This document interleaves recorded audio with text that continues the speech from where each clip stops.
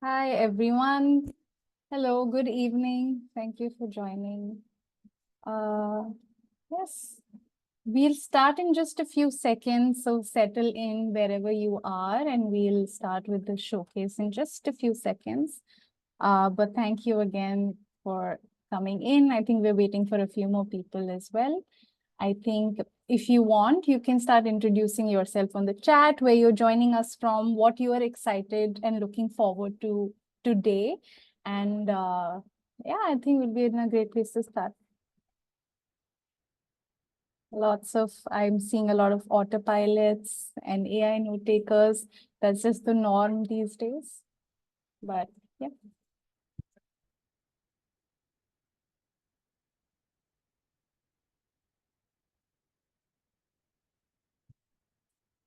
Great. Hi, Chirag. Oh, you're a zero waste practitioner. That's fun. Thank you. Thank you for getting us started, Chirag. So good to have you.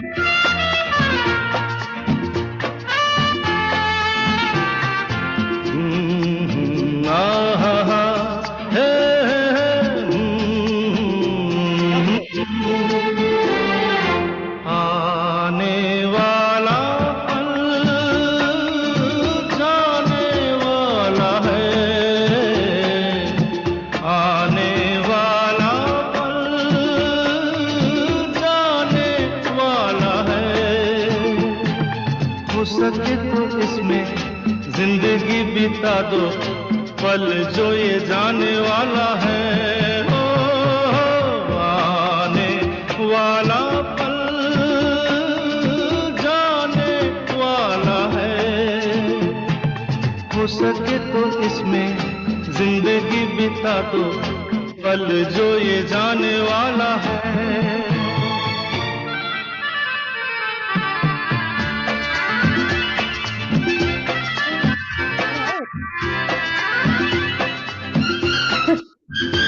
Thank you so much, Suhani. Thank you for that. Okay. I think that's the vibe for today. Thank you for that. Again, I think I'd love to welcome you all. At the circle, what we are trying to do is that we're trying to create a network of schools and after schools across the country that are truly reinventing learning. And everything that we do at the circle is geared towards serving children from low-income communities. We, of course, have a 2-year full-time program for entrepreneurs who want to start their own learning spaces. And we also have something called the Circle Labs, where we do a lot of short-term programming for educators, school leaders, entrepreneurs, teachers, anyone who's interested about this word that's reinvention. What could it mean? What can we do with that? And hopefully change the lives of children for our contexts. We do forums, workshops, lots of cohort-based programs, and we also do something called the Innovation Funding Grant, which is why we are all here. The innovation funding grants is a way to really enable micro innovations in communities across India, where teachers, educators, general community people want to do something for children, have an impressive idea that can really work wonders, and we are here to really hear you out and hopefully give you grants to leverage your project. We'll go into more details about the fund, but I'm just going to put a quick icebreaker question in the chat, and I would love for all of you to engage with it, to really just get into the spirit of what we are going to see unfold in the next 2 hours. Okay. Imagine you had the funds, and I really questioned if I should write unlimited funds, but there's no such thing as unlimited funds. But if you had the funds, enough funds to execute a micro innovation in your community, what would it be? It could be for children, it could be for anything else, but let's hear some ideas. I have one, so I'm going to get started.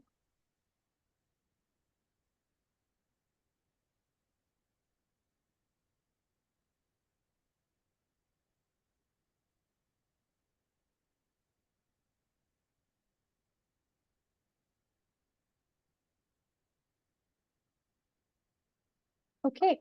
Actually, I have a similar one, so I'm just going to put it. I think both of us are thinking about animals. But Arsha says a community farm and animal sanctuary. That could also be a learning space. I was thinking a volunteer group of young adults who could feed all the strays in my community. So yeah, it doesn't have to be about learning. Let's hear a few others.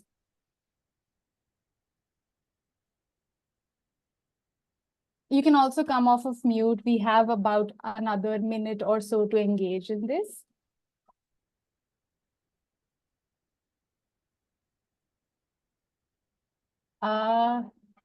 Answer says, thanks. Thanks for saying hi. Would love for you to also engage with our questions. I would have invested on environmental cleaning and creating awareness. Space without a teacher, a learner space without a teacher. Great. That's a great segue to Sonal's project also that you will see hopefully in a few minutes. Children-led community that advocates for peace. Okay. Thanks for that, Harsh. Thank you, Sabha. Let everyone else also put in as we go ahead. We'd love to see what's going on as you hear about micro innovations and what it could mean. I think just to take the session forward, I would love to introduce you all to what the Innovation Funding Grant is. What is really our hope when we think about a project such as this and what you can expect today. All right, so my screen is visible. Let's see a show of hands. Okay, great.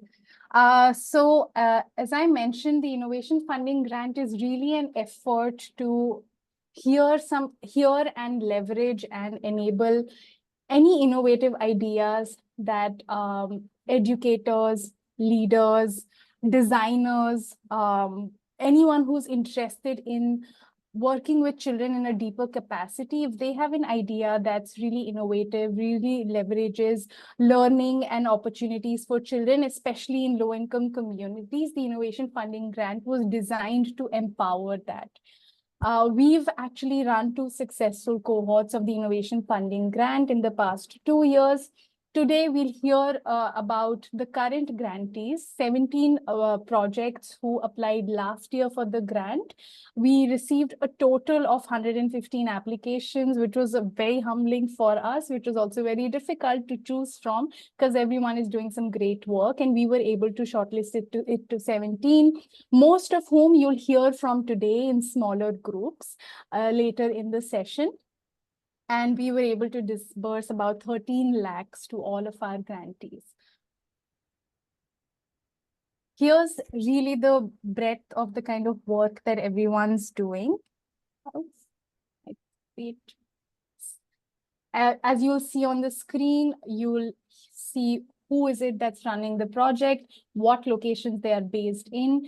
And just to give you a brief, this time we have projects that are maker spaces, projects that are really questioning what could entrepreneurship look like for children and how can we introduce that at an early age. Can we have an art space that is just for the sake of art? Can we think about accessibility when it comes to working with children?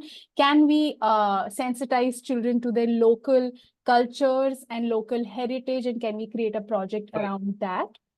I would request you all to please keep you on mute. I'm sorry, I'm just gonna, yes. So this is just, these are half of the project, and then moving on to the other half.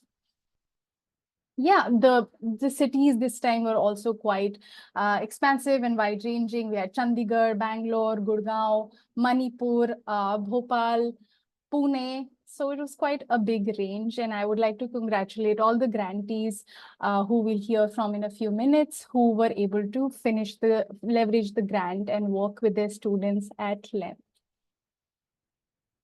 What you can expect from the session today, if I have to give you a brief, is we'll move on to a panel discussion that we are doing with Ritika, who has joined us from Read Benefit, which is an organization that works with young change makers to identify challenges when it comes to civic society and climate, and take and create hyper-local solutions to figure out and fix those challenges. We also have a team from Hug Your Heart, Vani, Nikita, and Isha.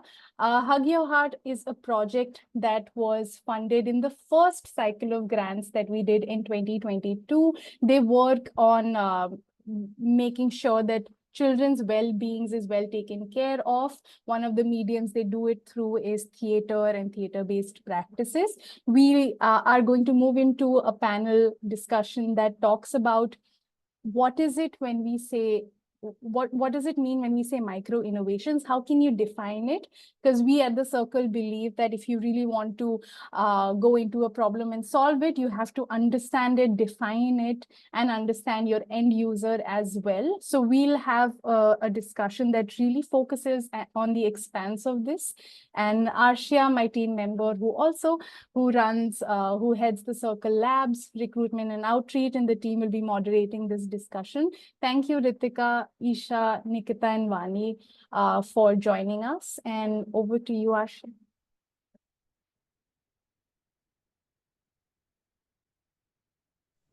Yes. I always say my first hello on mute, and then I kind of move into this. But yeah, great to be here with you all, Vani, Isha, and Ritika. I know we met briefly in Bangalore when we came to your office. But first of all, of course, so great to see the Hug Your Heart team here. I remember when you were just starting it out, and so glad we were able to put as a little bit through a micro innovation grant. And absolutely fantastic to have Ritika here representing the Benefit. The Benefit is an organization that for me exemplifies how you put agency in the hands of young people, and enable them with the ability to really figure out what is the need on the ground and then build a project around that. And so even if you haven't anybody here who is a participant of this panel today and who might be watching it over video later on YouTube, please look up the Benefit. I think they do some fantastic work. And we are excited to potentially find some of our next innovation funding grantees amongst the Reap Benefit Solve Ninjas as well.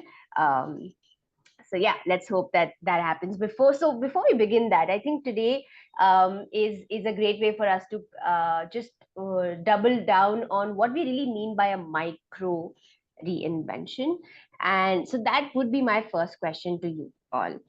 What is a micro innovation? We say, a micro innovation funding grant. What's micro about it? What's innovative about it? And what are hyper local solutions according to you? So I would love to hear first from the Hug Your Heart team. How can we define micro innovations?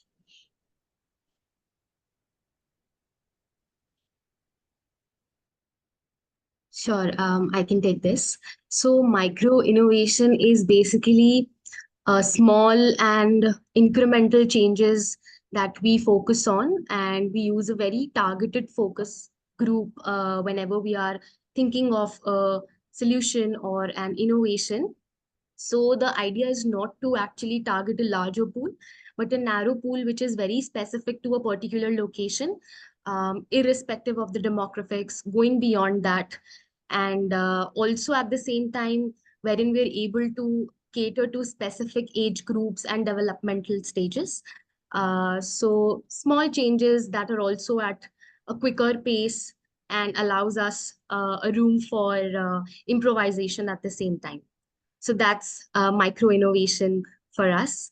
And if we talk about hyperlocal solutions, by and large, we can say that solutions that are also so specific that we are able to cater to a particular community, and we're not thinking of solutions that we have in our own head, something that we think that we can do easily, but solutions that the community really needs.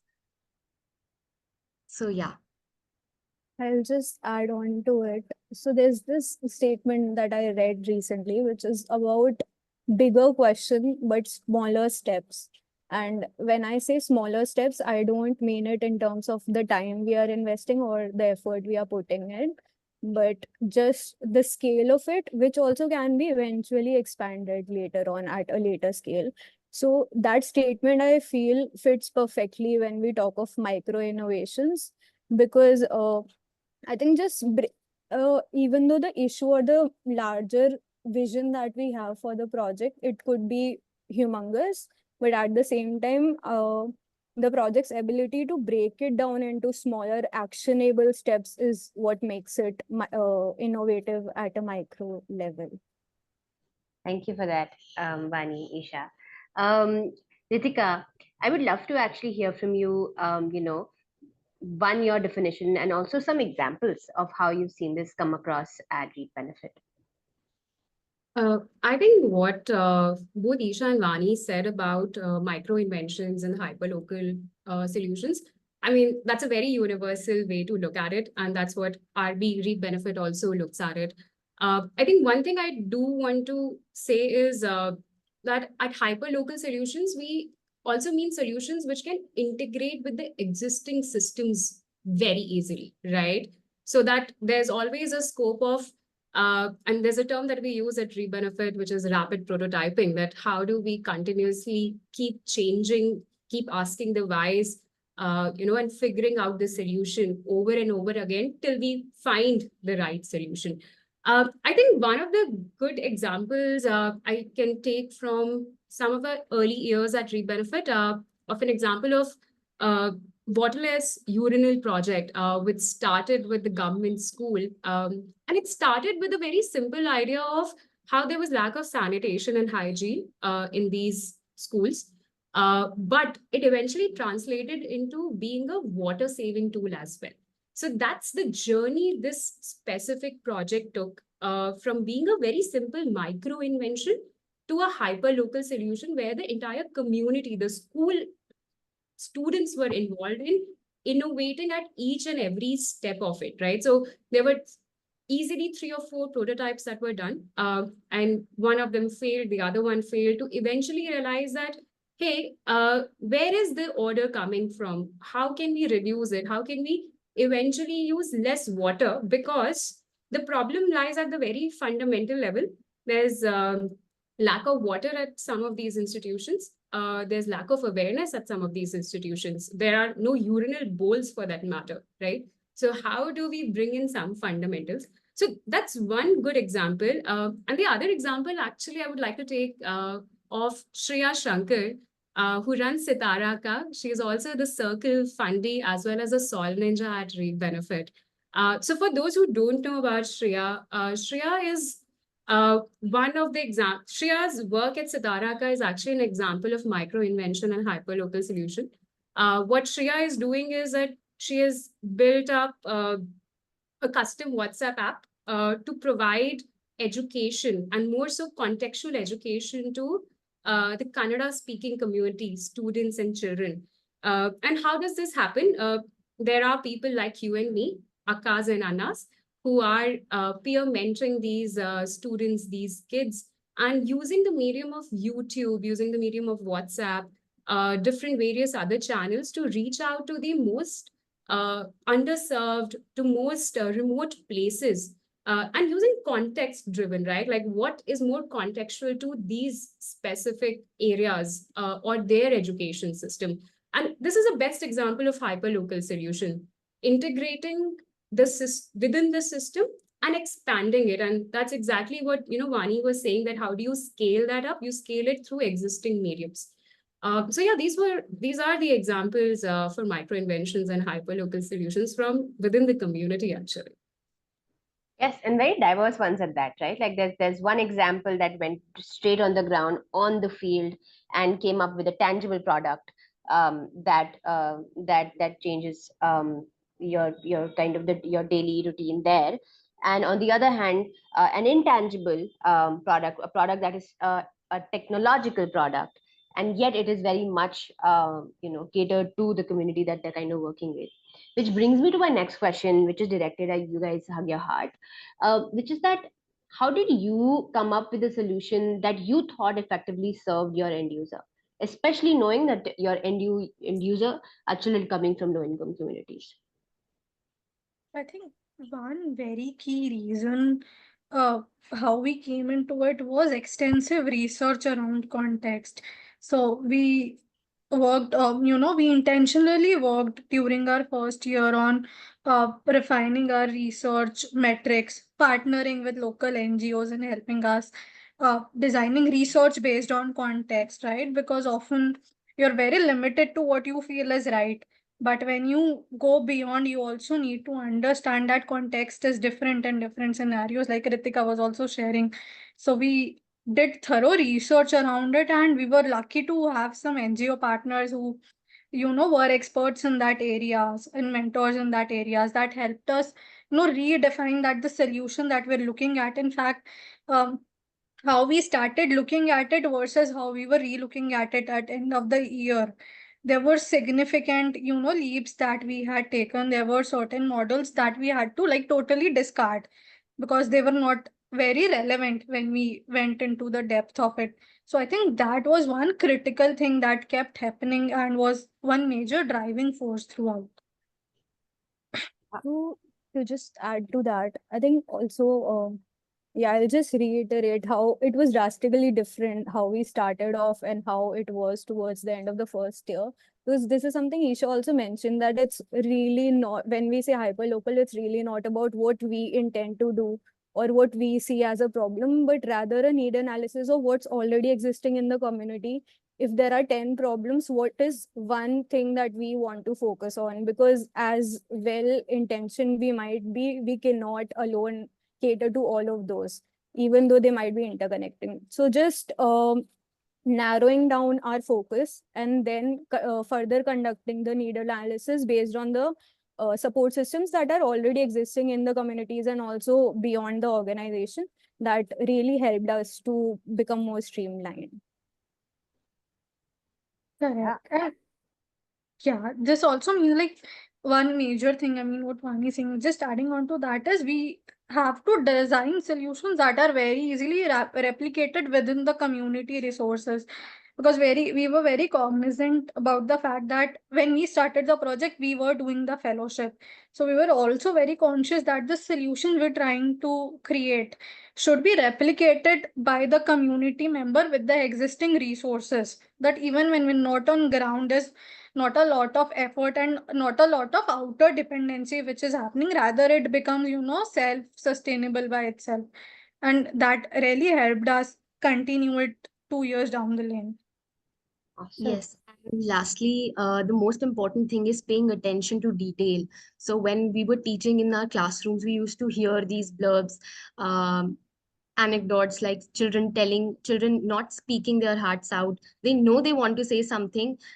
We can see their expressions, but they don't feel confident enough because they've never been provided that platform wherein they can really speak their heart out.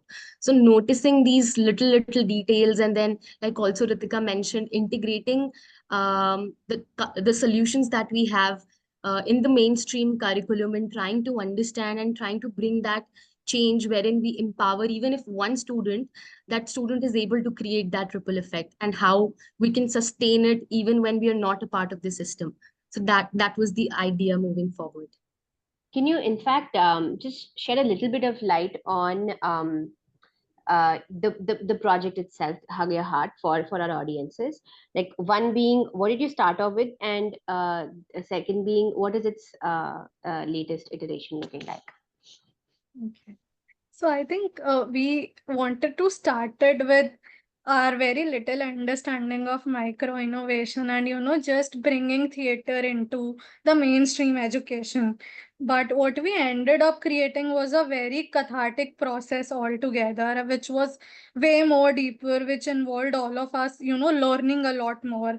And then we realized that the intervention has to be done at two levels. One is at an emotional level, and other could also be at a skill level, and there are ways of doing this. So initially we were just working on a handbook around curriculum, but then with mentorship, research, and our findings, we thought, okay, we'll have to work with maybe the facilitators a lot more.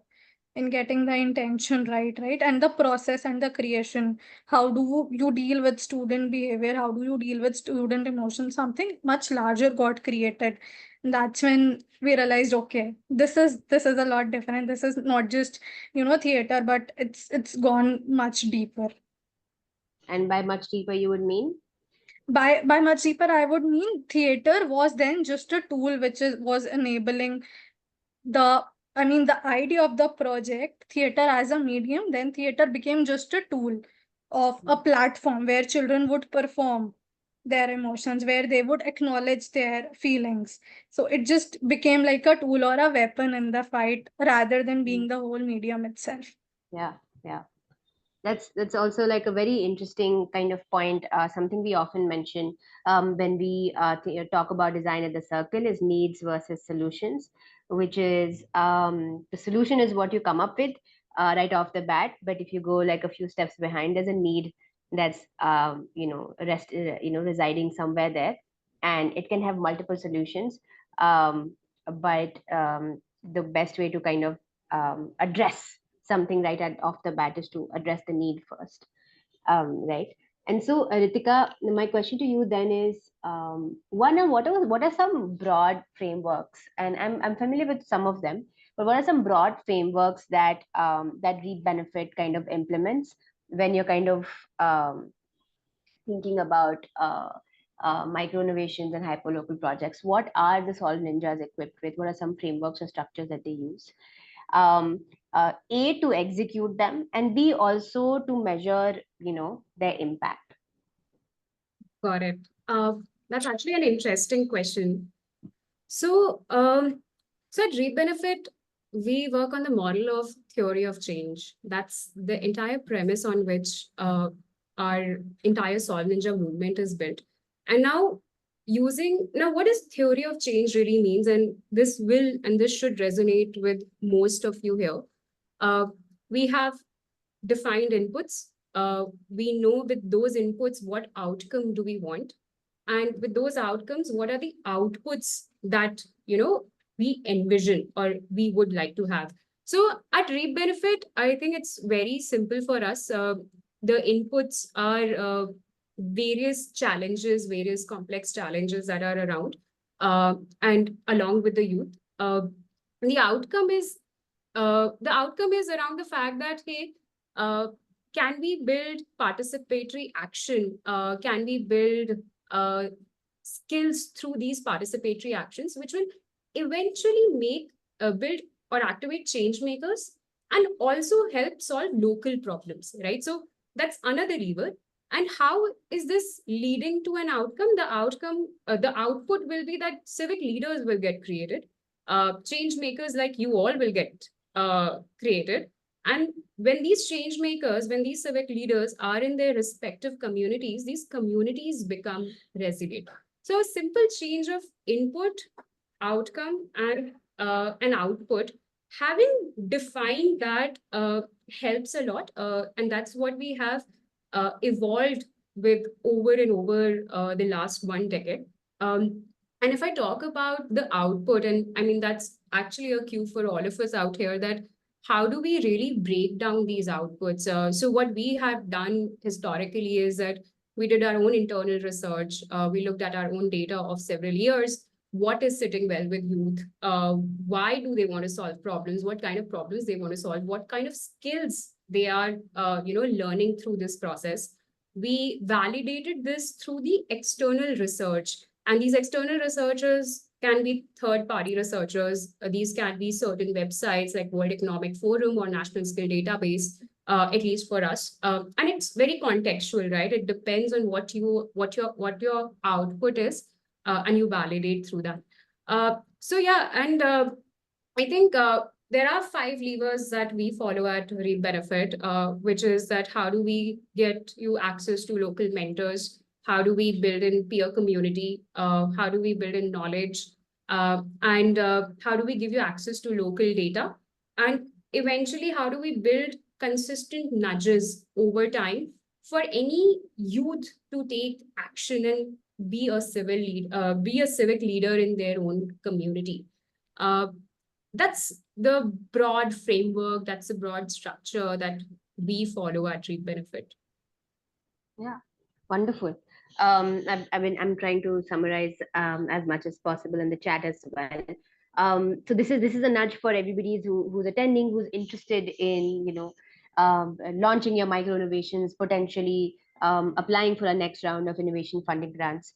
Is the theory of change model that Ritika spoke about, and the 5 levers as well, would be an interesting way to get started.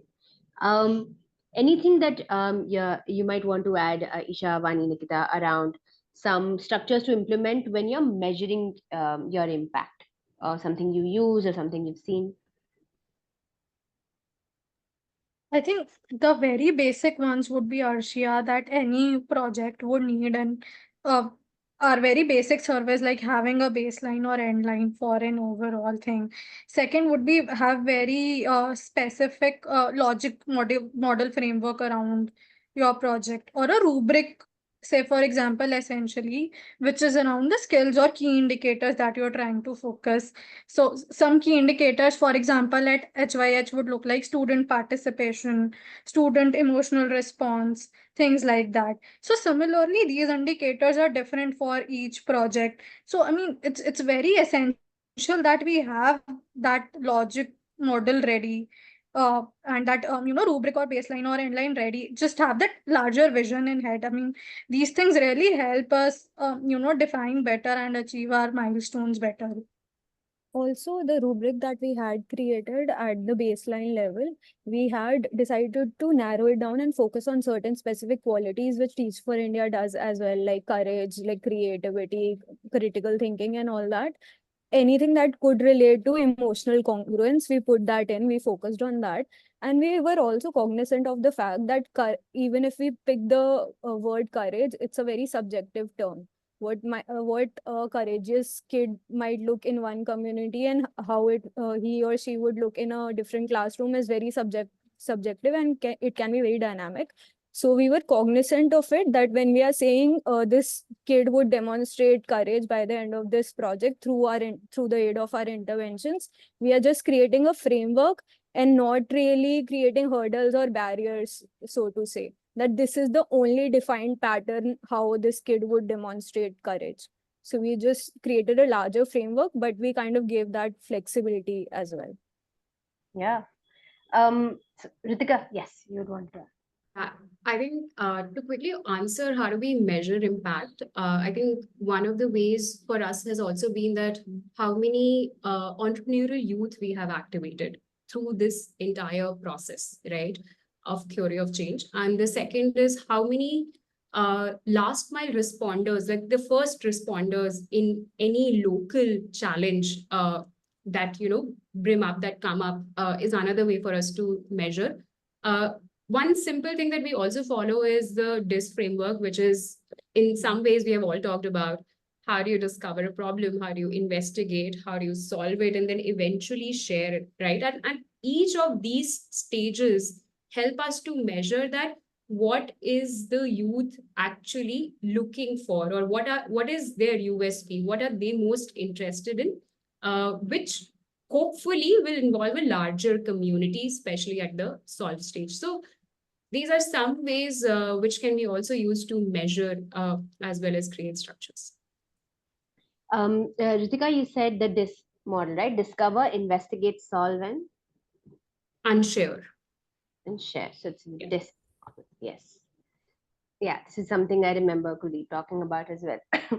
Which actually also brings me to an important element that I would love to kind of emphasize here, that Ritika is putting forward a lot of the way Reap Benefit functions, and Vani, Isha, Nikita would Teach for India fellows. And so while there's a lot of similarities in terms of the focus being the final stakeholder, and the solutions are evolving around them. There's a slight difference here in terms of often, a Teach for India philosophy that comes out is that you work with a vision in mind, and you kind of, align to values, and then and you it is still backwards planned, but it's called a vision and values aligned. Whereas with Reap Benefit, what I often notice is that you work with it's more descriptive first, right? See what exists, and then align, like kind of go backward. And I feel like they both work really, really well.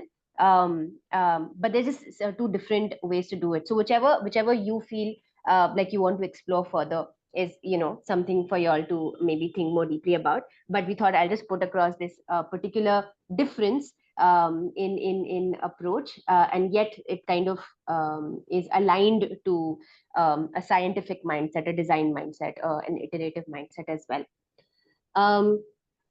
With that, I also just want to ask you, like, finally, what might be some ways that you feel, people who want to do micro innovations, and they want to go deeper into hyperlocal solutions, what might be, where might they look for resources, and where might they look for funds as well, stuff that you've seen be really helpful in your journey and experiences?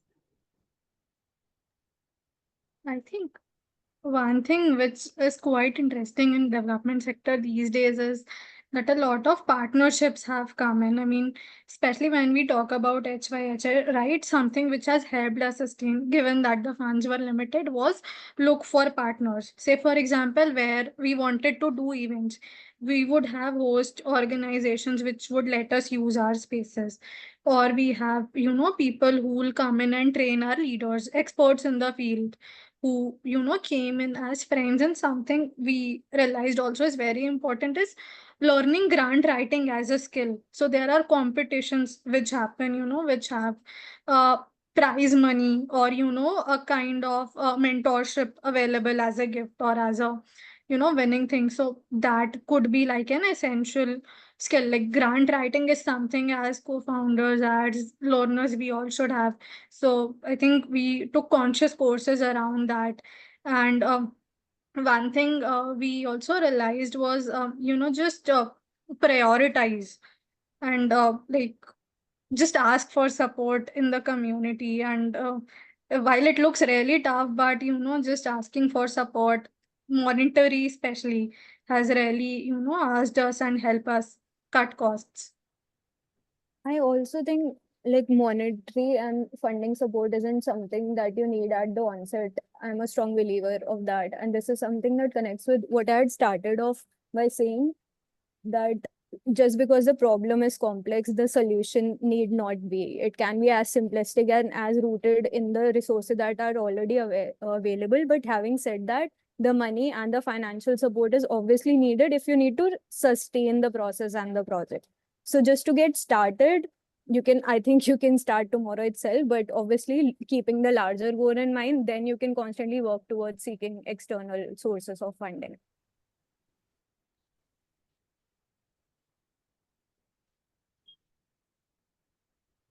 Ritika, would love to hear from you as well.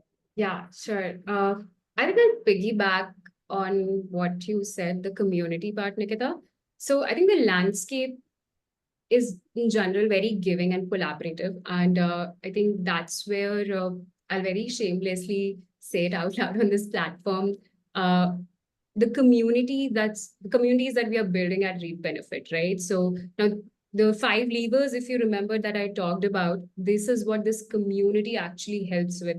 So specifically the peer learning, peer collaboration, the context savvy mentorship, even learning opportunities, be it physical, be it online, within Reap Benefit and outside Reap Benefit, right? I think that's what essentially everybody needs right now, which eventually unlocks funding, right? So at least in our case, when you are part of such a large community, and I would actually invite all of you on this platform to be part of these communities. You'll benefit from it in some way or the other. You unlock funds, right? So at Reap Benefit, what we typically do is we have a change maker fund as well, just like the circle, which is accessible to the Reap Benefit community, the Solve Ninjas, and as well as outside. Now, how does that happen? That happens through a change maker portfolio, which is a portfolio of all your social actions, all the actions that you have taken, all these skills that you have attained during this course of, action taking. And this unlocks opportunities, multiple opportunities. So that's how, at least I look at it, that funding comes eventually. And if you are able to be a part of an ecosystem or be with the right people, be it peers or be it experts, it can open a lot of doors, right? I think this platform itself is one good example of it. And I'm sure many of you have already benefited from various other experts coming in, not just sharing advice, but opening doors for you. Yeah, that makes a lot of sense. And I've tried to summarize it as much as possible for people as well. But basically spoke about like just look for partners as partners around, whether that's organizations within the community, mentors in the community, or other orgs and groups of people who trying to solve similarly. Apply for competitions and grants, learn grant writing as a skill. One thing was just be scrappy, figure out a prototype first, and aligned with what Ritika said, which is there's a way to unlock funds, which is build a portfolio of action already taken, problem statement defined, prototype tested, and the fund will come to that as well. Thank you so much for sharing all of this. I would love to now just open up for any questions that people might have for Rebenefit or Hug Your Heart. Friends, you can put your questions down on chat, or you can simply unmute yourself. Raise your hand, unmute yourself, and you can ask the question.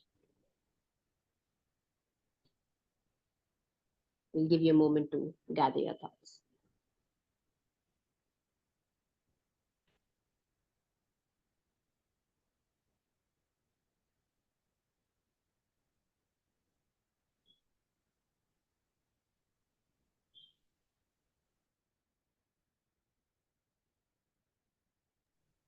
Deepa, go ahead, unmute. Good evening ma'am. मेरा question ये था ma'am कि when you start any organisation या startup हो या कोई चीज initiate करें, तो स्टार्टिंग में बहुत स्ट्रगल होता है, तो उस टाइम आप कैसे मैनेज करते थे? क्योंकि उस समय हमें CSR फंडिंग नहीं मिल रहा है और किसी भी प्रकार का उस समय सपोर्ट नहीं था। इनिशियल स्टेज में आप मैनेजमेंट कैसे करते थे? दोनों ऑर्गेनाइजेशन से मेरा ये क्वेश्चन था। फर्स्ट फॉर रीफ से जो बैंगलोर में है, उनसे question. I think I'll give this answer from what we have seen. And like Arsha said, keep looking for grants where there are lot of strings attached, right? So even if you are at a very ideation level, at a very early level, there are grants which just give you money based on your idea to further proof it, like to further make it stronger. And this is one example of what we also do at Rebenefit. But just keep looking for such avenues, keep looking for such grants. And in general, the other way that many profit sectors or even non-profit sector social entrepreneurs or entrepreneurs do is they raise funds from their families and friends, right? So we call this as bootstrapping in general terms, or using your own money. But that's one way, and obviously one has to have the right reasons to even convince अपने family के लिए, अपने friends के लिए कि वो money आप कैसे यूज करेंगे और उसके टर्म्स क्या होंगे। बट ये एक दो तरीके होते हैं। सो या keep looking for grants, keep looking for avenues. There are a lot of accelerator programs, there are a lot of competitions that happen where the prize money will help you to lift off अपने platform से आगे बढ़ने के लिए, at least from ground zero, right? And the other is friends and families. I think if you are a nice person, things will work for you for sure. I hope that answers your question. So Thank you, ma'am. One interesting thing here is what if your friends and family cannot support you? What if there is like the one set of resources you don't have is monetary? I think at least हमारे project के शुरू में I did have some savings from the fundraise that I had done for my classroom, and we utilized that for 1 or 2 sessions. But apart from that, at least I think in terms of the space, physical spaces that we needed, जो हमें जगह चाहिए थी वो session कराने के लिए, वो या तो हमें स्कूल में ही मिल गई जहाँ हम ऑलरेडी काम कर रहे थे, या उन लोगों के थ्रू मिली जो उस कम्युनिटी में रहते थे, कि ठीक है अगर आपको स्कूल के बाद भी कोई सेशन कराने हैं तो आप यहाँ आ सकते हैं. And that comes from like just having a very strong, अगर उनके साथ हम रिलेशनशिप शुरू से बना के रखे, rather देन ये सोचे कि अच्छा हम इससे बेनिफिट कब कर पाएंगे, वो नहीं, just an authentic relationship throughout. So that really worked in our case, कि उनके थ्रू हमें रिसोर्सेज जो ऑलरेडी थे कम्युनिटी में, उसके थ्रू हम शुरू कर पाए एटलीस्ट अपना प्रोजेक्ट. और ऑल्सो जैसे ये पहले भी बोली थी निकिता या ईशा ने चीज, कि जो टीच फॉर इंडिया का ही जो नेटवर्क है, उसी में हमें कितने लोग मिले जो प्रो बोनो कर रहे हैं चीजें. they are charging a lot of money otherwise in their respective fields, but once we shared हमारा क्या vision है या किन बच्चों के लिए करना चाह रहे हैं, या just being upfront कि हमारे पास पैसे हैं ही नहीं.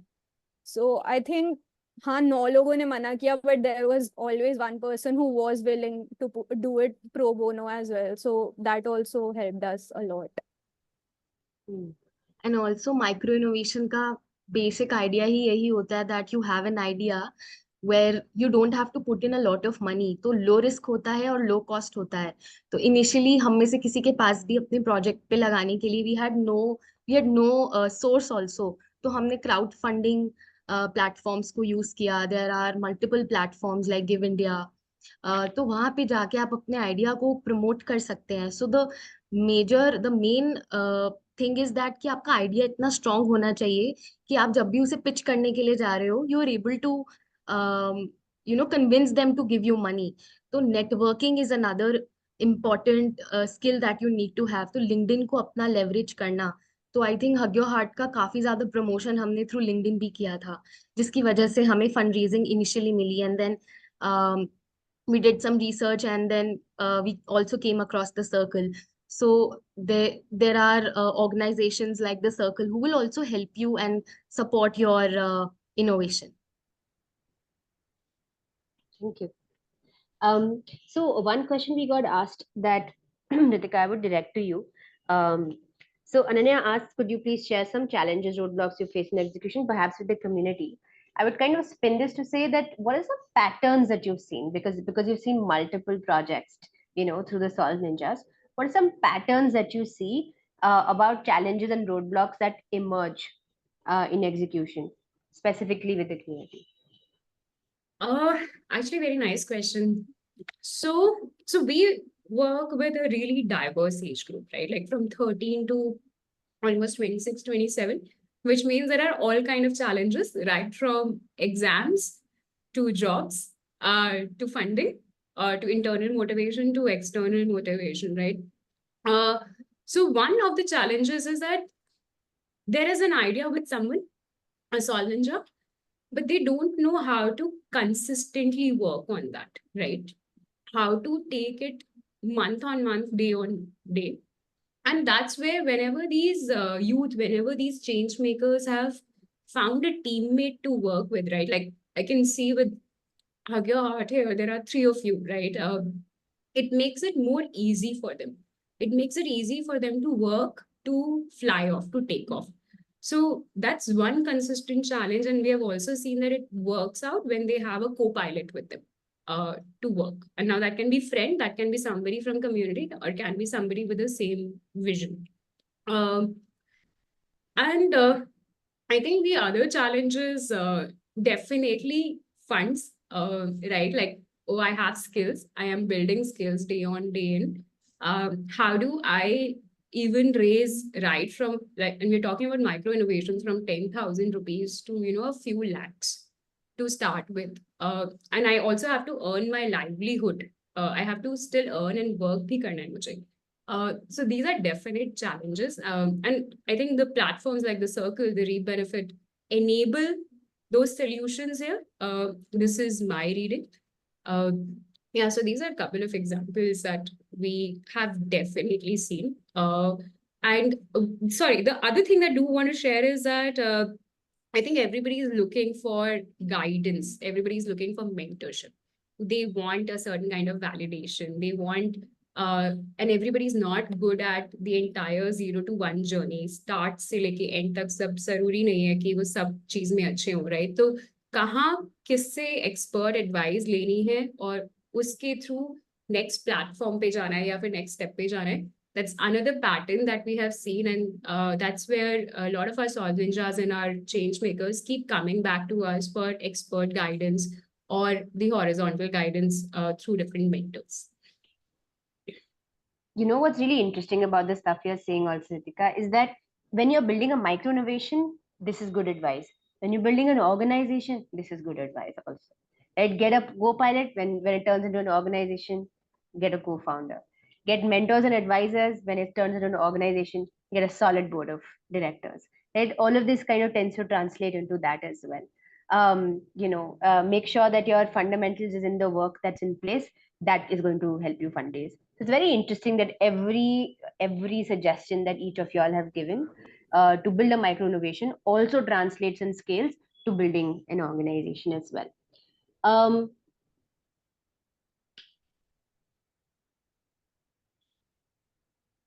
This would be our final question actually. I think we will be out of time by then. So this is a question to you guys, Hug Your Heart, which is Shruti asked, when you see a problem statement evolve after implementation, how do you navigate this? Like, is there a structural mental model that helps?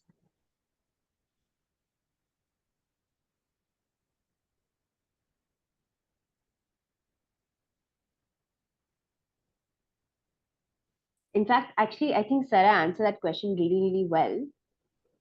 So perhaps we can kind of just put that as well. One question, then let's move on to one question that Simran asked, which is that what are the best practices and lessons that you've learned about collaboration and knowledge exchange? This is again to Ritika, if possible. I'm just reading through the question again. Yeah.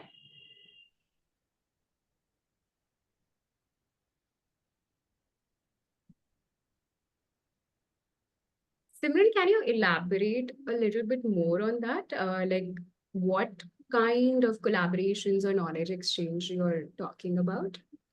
Yeah, sorry, I don't have my video on, just bad internet. But when I'm talking about collaboration and exchange, I mean among the change makers and among the partners that you have, right? And the mentors that you have, because I'm assuming they learn a lot from each other, work with each other, and really drive home outcomes. Got it. So I think, again, Sarah has answered that actually. So I think this is where the community really helps. So as a very good example, I mentioned about Shreya, right? Shreya has been a fundee at the Circle, fellow at the Circle. She's been a Solve Ninja, who's gone through this process herself of being an entrepreneur, being a problem solver. And today now she is giving back to the community by being a mentor herself. So this is where the collaboration and exchange of knowledge happens, right? And this happens when you actually start leveraging any kind of peer communities, and it can be very niche, right? It can be education specific collective, or it can be problem solving collective or a civic climate action collective. So that's one way to look at it.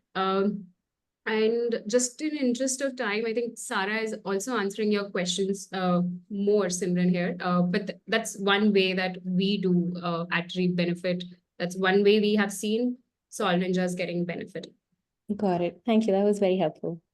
Absolutely. In fact, Sarah, thank you, because you've been sharing some very interesting responses in there as well. As soon as I read a question, I'm like, oh, great. And then I read a response, I'm like, that's fantastic. Thank you so much, Ritika, Vani, Isha, Nikita, and Sarah for joining us and sharing your learnings and expertise with us. Really, really appreciate it. I hope that some of you all got some sparks around your micro innovations and want to implement more, the Circle Micro Innovation Funding Grant applications will open in August, and you can get a more like a deeper taste of, like, what that will look like today with our showcase. We also Ritika shared with Studio. Ritika also shared with us a form which you can fill to join the Reap Benefit community, so that you can stay connected to other opportunities as well. Once again, thank you so much, friends. I'm going to hand it over now to Amina. All right. Thank you so much, Ritika, Vani, Isha, Nikita, for taking out the time and really sharing your knowledge around how one can go around creating and executing micro innovations. I think just constantly going back to this definition and this discussion at length is going to be so important, and it adds to our understanding as well in terms of how can we support micro innovations better. And thank you, Arshia, for holding the discussion. Very quickly, we're going to move into our breakout rooms. I'm just gonna... How this is going to work is, let me just figure out a way to see everyone. Okay. All right. How this is going to work is that I'm going to show you a graphic where people from different projects are going to be in different breakout rooms, and you can see in which room what project is. Right now, we've kept the breakout rooms open because we want to give you the chance to kind of shuffle between breakout rooms if you'd love to be in multiple after hearing one presentation. We'll have a few Circle team members in those breakout rooms as well in case you need any technical help. But I'm just going to quickly show you on the screen what projects will be where.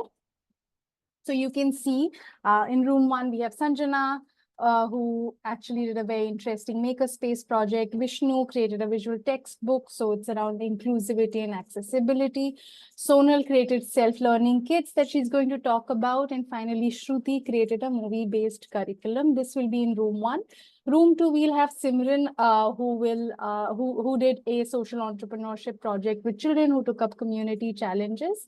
Sabha did an open library project in Bhopal. Akshay created something called GeoMagic, which is a geometry learning aid. It's very cool. Arunima created an integrated arts curriculum and hopes to do a lot more, but you'll hear all about that in room 2. In room 3, we'll have Rahat, who did an after-school writing program. Azim created a project for mental health and counseling. And finally, Ananya did a literacy initiative called the Khangchu Project, under the Khangchu Project in Manipur. So just take it all in, what's on my screen right now. In about 10 seconds, I should open up the room. And I will also put in the image of this graphic on the chat so that you can all also navigate through. But let me see show me some thumbs up on your screens if you can, if you have a sense of at least sabse pehle, where do you want to go? And then we can thanks. Okay, Simran, Simran, you know what room you're going to be in. Thanks, Nikita. Thank you, Adil. Thanks, David. Okay, so I guess you all know what to do. I'm just going to keep this on the screen and open up the breakout rooms in about a few seconds.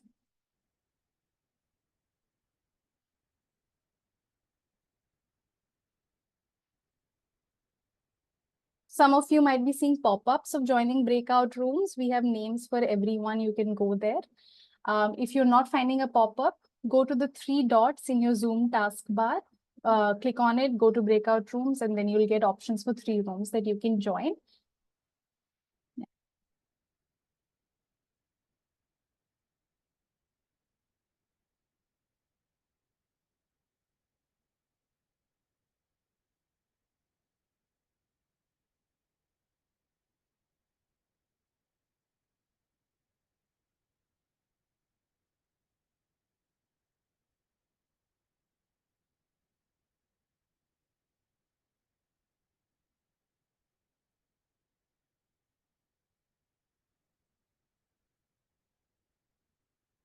All right. I think most people are gone. So, quickly stop. Does anyone want to come off of mute and talk about any interesting innovations they saw in the breakout rooms, something that's really sticking with them, something they want to follow up after this call ends? Simran, go ahead. Yeah, I think what really stuck out to me was Sabha's innovation. I tried having a small library in my school in Bangalore, and I found it quite hard. A, to get children there, B, to source the books, C, to get Mhm. lecture done, and all the permissions. So I just know how hard it must have been for Sabha to set up the library and to like just drive it through, and just the outcomes speak for themselves. So I think that is something. Yeah.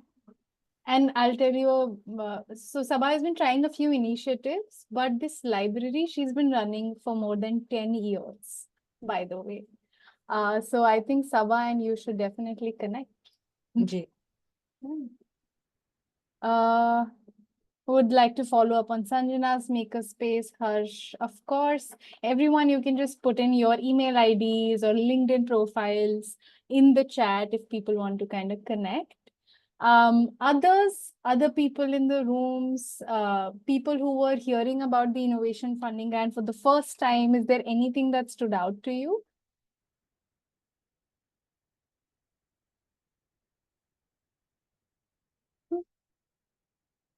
Will these projects be posted about online? Not necessarily, but we can send you blurbs about the project as a follow-up to this. Sometimes we talk about them on our Instagram page. If there are specific ones you want to talk to, ask them for their email. Nitisha, go ahead. Yes, thank you, Amina. I think I really liked Vishnu's innovation about included. Persons with disabilities, especially children with disabilities, I think they are one of the groups that are there in all of the sectors, but it's been difficult to understand what innovation will work or not work with certain participant groups. So hoping to connect with Vishnu to understand how I can use that in my curriculum that I'm building for adults and girls. Yeah. Oh, that's awesome. Thanks for pointing that out. And I'd love for you to connect with Vishnu. Vishnu, thanks for sharing. I see lots of connections being made in the chat. So as much as I love that, please also fill out the feedback form that I had sent a couple of seconds ago. It's very important for us to make sure that this was useful for you. So please fill out the feedback form. Any closing remarks? Anything that anybody wants to say before we close for the evening? Grantees, audience, attendees, anyone else? Adil?